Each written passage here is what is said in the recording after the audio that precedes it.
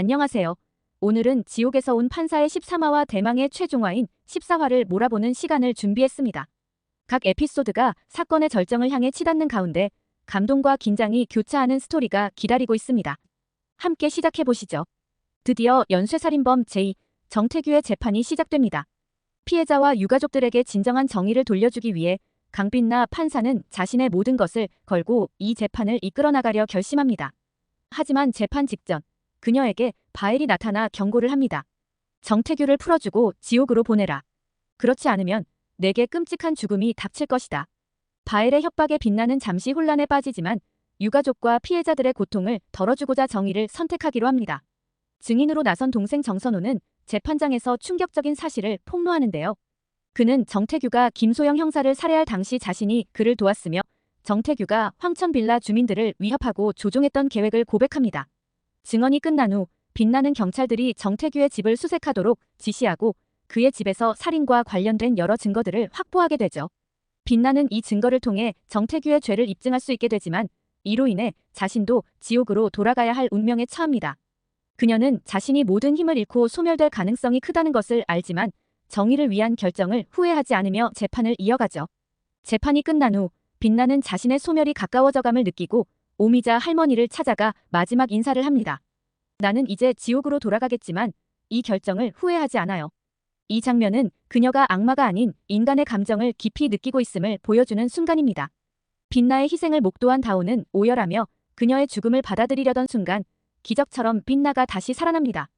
천사 가브리엘, 즉 오미자 할머니의 도움이 있었던 것입니다. 빛나는 부활의 힘으로 마지막 심판을 결심하며 이제 도주 중인 정태규를 잡아 처단하기로 하죠. 정태규는 교도소에서 탈출한 후 해외로 도주하려 하지만 빛나는 그의 앞을 가로막습니다. 두 사람은 숲속으로 들어가게 되고 빛나는 석궁으로 정태규에게 고통을 가하며 그의 죗값을 묻기 시작합니다. 빛나는 정신적으로도 그를 지옥 같은 환영 속에 가두며 피해자와 유가족이 느꼈을 고통을 그대로 되돌려줍니다. 정태규는 환영 속에서 자신이 저지른 모든 범죄의 고통을 역으로 겪게 되며 그 고통 속에서 마침내 절규하게 됩니다. 빛나는 그제야 그를 진짜 지옥으로 보내며 최후의 심판을 완성하게 되죠. 정태규가 지옥으로 사라진 후 빛나는 천사 오미자의 장례식에 참석해 감사의 인사를 전합니다.